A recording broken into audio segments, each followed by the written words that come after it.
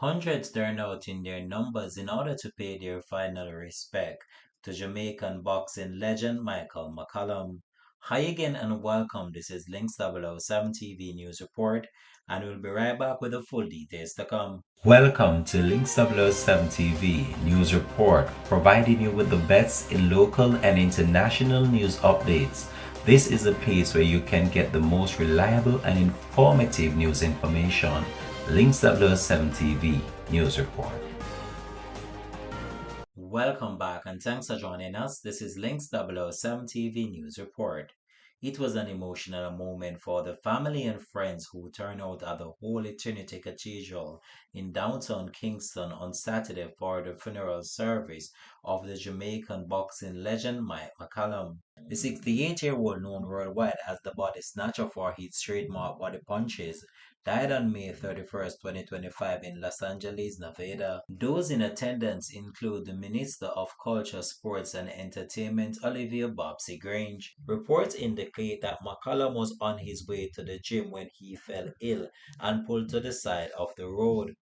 According to information reaching Links 007 TV News, he was then found unresponsive and was later pronounced dead. Speaking at his funeral service, Minister Bobbsey Grange took the time to reflect on his life, his work, and his legacy.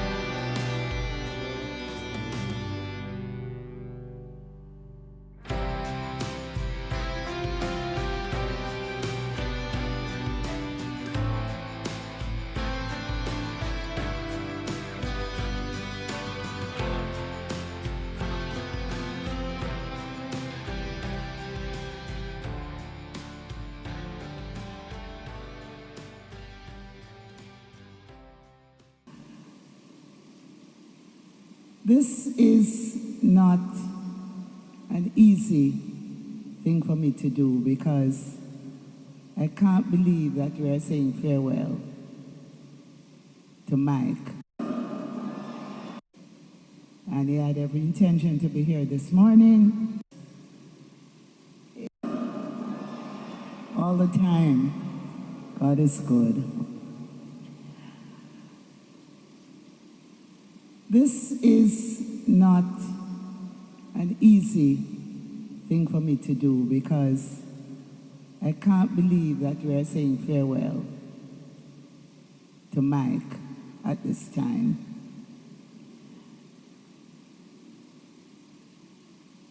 I deliberately did not put myself on the program because It's very difficult.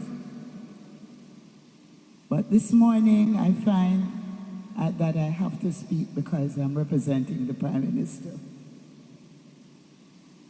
Because he went to the setup and he had every intention to be here this morning, but he got home from the country this morning, wasn't able to make it. I first want to acknowledge the clergy, Father Dan Duro, Father Julius Mutevi, Deacon Ronald Thwaites, Deacon Thomas Andrew, as well as the other ministers, Bishop Robert Jones, Bishop Charles Buchanan, and Deacon Stafford McCALLUM. I also wish to acknowledge Mayor Swaby, who is here this morning, representing the leader of the opposition. Also, Permanent Secretary Stone Roof from the Ministry of National Security, and Ambassador Sharon Miller from the Ministry of Foreign Affairs.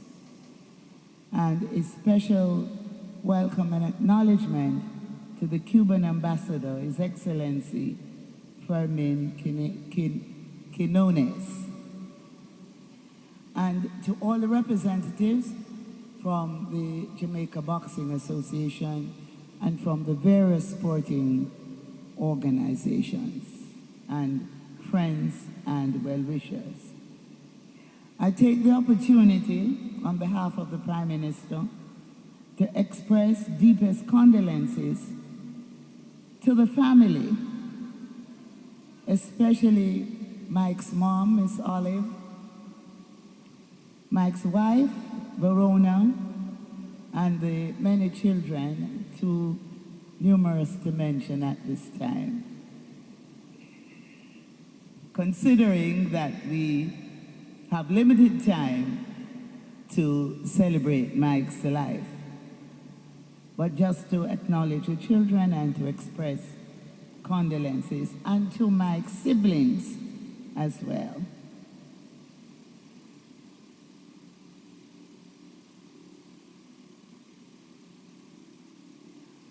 I don't know if there are any other members of Parliament here, but there may be executive heads of public and private sector bodies,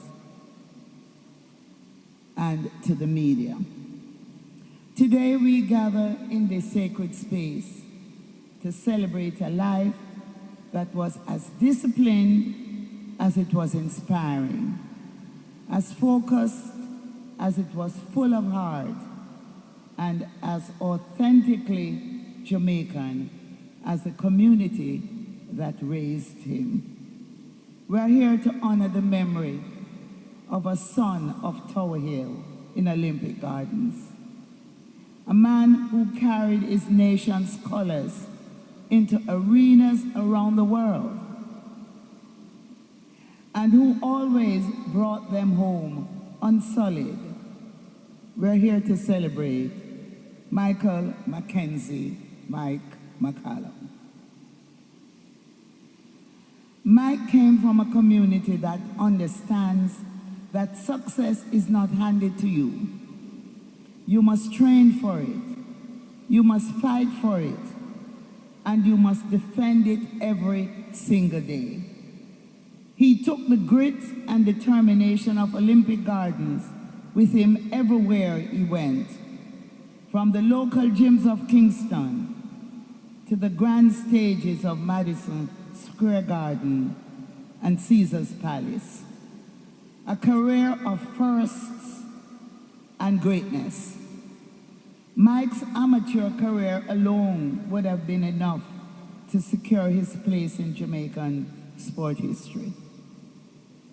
Many still remember the 1976 Montreal Olympic Games, where he advanced to his third fight in the welterweight division, and in the eyes of many boxing officials and fans, was unjustly denied a rightful chance at gold. That disappointment did not break him. It sharpened him. It fueled a hunger that would define his professional career. Turning professional in 1981, Mike wasted no time making history. In 1984, just 3 years after his debut, he captured the World Boxing Association junior middleweight title, becoming Jamaica's first world champion. That alone would have been enough for the record books, but Mike was never content to rest on past achievements. In 1989, he stepped up in weight and claimed the WBA middleweight title. And in 1994, he made history again by winning the World Boxing Council light heavyweight title. Few fighters in history can claim world championships in 3 different weight classes. Mike did it with a record of 49 wins, 36 by knockout, only 5 losses and 1 draw. And perhaps most remarkably, he retired having never been knocked out. That is a testament to his skill, his preparation, and his sheer toughness. Boxing fans knew Mike for his precision, his ring intelligence, and above all, for his distinctive fighting style that earned him the nickname the Body Snatcher. Mike could dismantle an opponent systematically, round after round, until there was no will left to fight. Yet outside the ring, Mike was warm, and his family can attest to that. He was warm, he was approachable, and never one to boast. He let his fist do the talking when the bell rang, and let his humility do the talking when the gloves came off. Over the course of his career, Mike was named Jamaica's Sportsman of the Year 7 times, a remarkable feat that reflects not only his dominance in his discipline, but the respect he commanded from his fellow Jamaicans. He was inducted into the International Boxing Hall of Fame in 2003, ensuring that his legacy would be preserved alongside the greatest fighters in history. When Mike fought, the whole country stopped to watch. His victories were not just his own, they were Jamaica's victory. After retiring from competition, Mike stayed close to his true love, boxing. He coached and mentored other fighters, passing on not just techniques, but the discipline, the respect, and the mental toughness that defined his career. In that way, his impact extended far beyond his own record. He helped shape the next generation. I had the privilege of knowing Mike, not just as a national icon, but as a human being.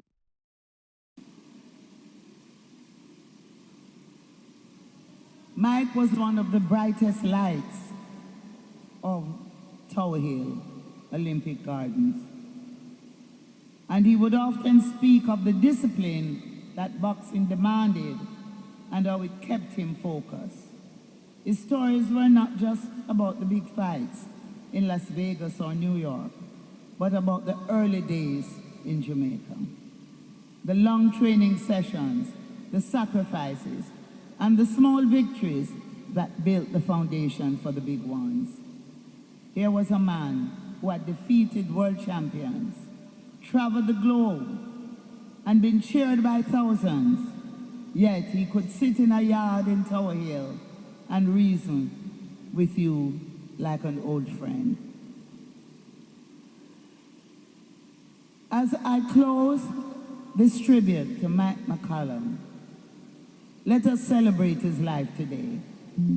Let us commit ourselves to carrying forward the values he embodied: hard work, self-belief, and unwavering integrity. Let us tell his story to our children and grandchildren, not just as a tale of sporting achievement, but as a lesson in how to live with purpose. On behalf of the government and people of Jamaica, I extend deepest condolences to the McCALLUM family.